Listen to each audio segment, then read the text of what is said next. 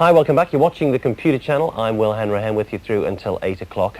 Still to come, we've got Big Boy Barry in Games World. But before I throw over to him, look at this great piece of kit we've been using. It's useful for video conferencing. There you see, it's live. Loud and proud. Over to you, Big Boy. Who's the boy? Who's bigger and badder? Big boy.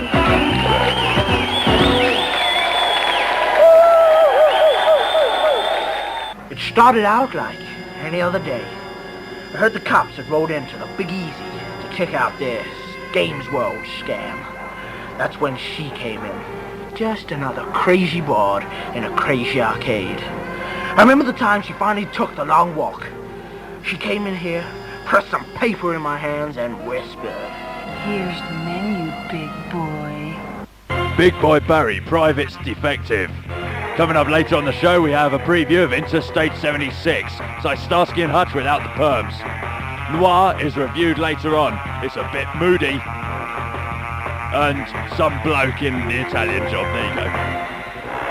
Well, I hope that cleared things up a little for you. Okay, everybody, it's Games World, it's theme night, and today we'll be dipping our video gaming toe into the riveting pool of cinema history. That means we'll be paying homage to all of those who ever swashed their buckles, toted their guns, or wore their underpants on the outside of their trousers. And if you're watching Will Hanrahan, that means you. Okay, first of all, before we get to the reviews, it's time to take a look at a game that may well become a future classic. And why not?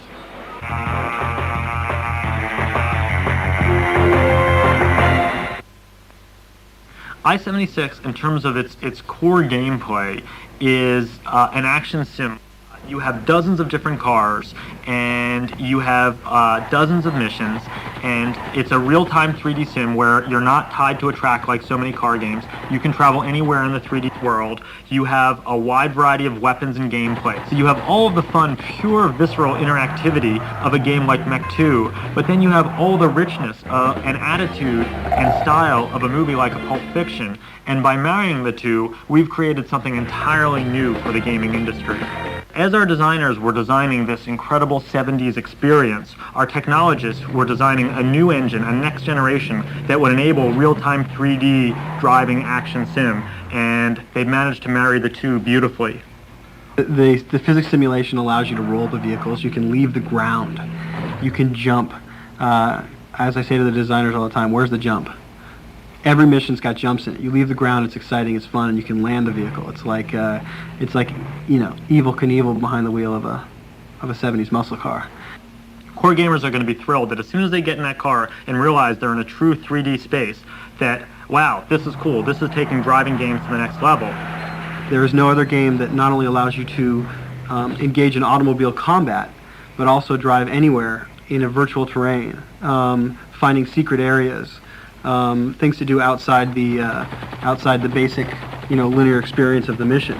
It's a 3D world, so you can go on the road, off the road, around the gas stations, unlike almost every other driving game out there. It's also an action game. You have 30 different types of cars, 25 different types of weapon systems. The weaponry we're placing on the vehicles on F4 of the period. Vietnam-era weapons, Vietnam-era technology in terms of radars, in terms of heat-seeking missiles, rocket pods, machine guns, cannons, a few extra surprises. I mean, we're making an automotive combat simulation. It takes place in the 70s. We said funk music and muscle cars. What could be better? By the time I got back to the plaza, I knew I had a job to do. From the wrong side of I put it there. PC game featuring some wise guys who sounded a lot like me, and a Hot Rod arcade game sounded rotten to me. So I got the boys onto it. A couple days later, I got a tape in the mail. Here's what it said.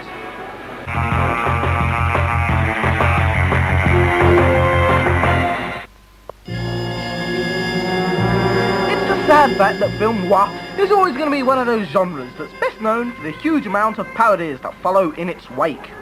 Now, this is a great shame because it's probably one of the most utterly stylish things ever invented. Street smart guys, desperate divas, guns, cards and cocktail shakers, all wrapped up in the mystery of another steamy Los Angeles twilight. It makes you wonder why nobody's really made a full-on computer version before. I mean, we all know what FMV games are like. If you're gonna sit there and watch something, you might as well watch something glamorous, dangerous, and downright cool. The brief is simple and timeless. There's a murder that needs investigating, and you're the PI for the job. Prepare for intrigue, romance, and a few well-placed flickering neon signs. You surely don't expect me to give away any more than that, do you? Noir. Now Noir is black and white. It's a point and click adventure, but the reason why it's called Noir is because it's all shot in black and white. It's all a sequence of photographs that you wander around, pick up clues, and also talk to people. But the movie footage is done really, really well. There's 500 megs worth of movie footage in this, and it's all done in a sort of Raymond Chandler or Sam Spadey kind of way. And I really do like that aspect of it. But to be honest, there aren't enough missions or anything, and I thought Pandora Directive was actually better. Now, video games are not normally associated with things particularly stylish. I mean, normally the people who play them attend Star Trek conventions and collect supermarket coupons and that sort of thing. But basically this is a very stylish game. It's adapted from one of the coolest film genres of all time. So we've got cool guys, cool chicks, guns, car chases, that kind of thing.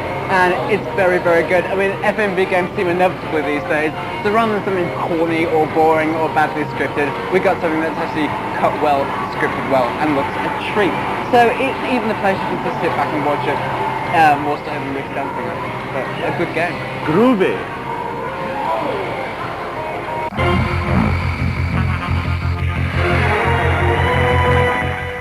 There's a certain moment in every video gamer's life when you realise exactly why it is you pick up that joypad time and time again. It's when a game shows the ability to put the gamer in a situation you've always dreamed of. Whether it's at the controls of a roaring fighter aircraft, fondling the bonnet of a Ferrari, or frolicking in a plumber's overalls. Certain titles make the impossible only a coin away. GTA Club is such a game. Now even the greenest arcade novice can recreate the infamous scene in the Italian Job, where minis are raced through sun-kissed Mediterranean streets. Naturally, Konami have changed the setting to the south of France to avoid irksome copyright entanglements, but the effect is much the same. We're talking cobblestones, narrow alleys, busy shopping parades, and the occasional slice of modern freeway, all framed by billowing clouds and hazy views of distant chateaus.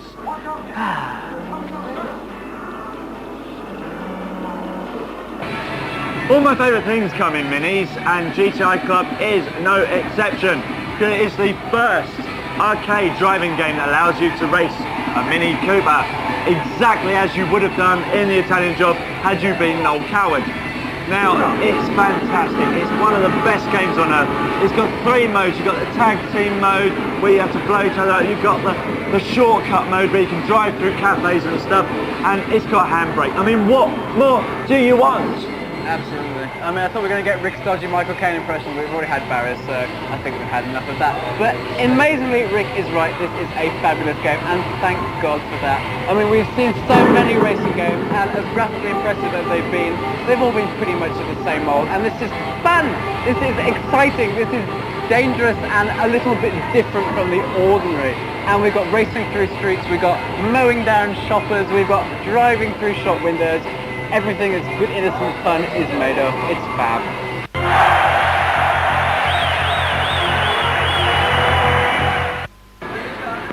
Listen, boys, you're only supposed to blow the blinking doors off. We're not playing games here, you know.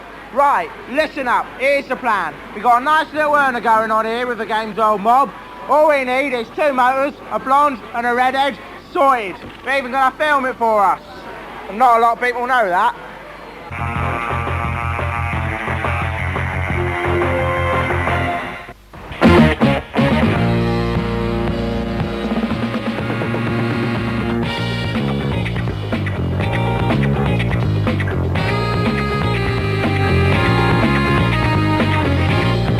Camp Richard, I've got a job Mr. Bridger would be interested in. Yeah, it's going to be big. Oh, really? Let me tell you something, Croker. You don't even know how to spell big. B-I-G, big. Lucky guess. Why have you got a nicer clothes than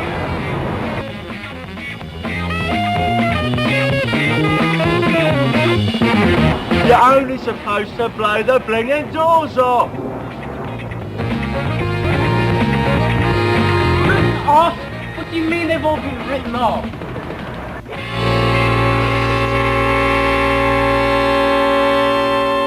And just remember, in this country they drive on the wrong side of the road. Beautiful. Alright everybody, just remember that everyone here at Games World is a professional stuntman. So don't try that at home unless you are a professional stuntman. Anyway, that small flies in the stunt department. I remember when I was filming for Alfie and I pulled this stunt where it looked like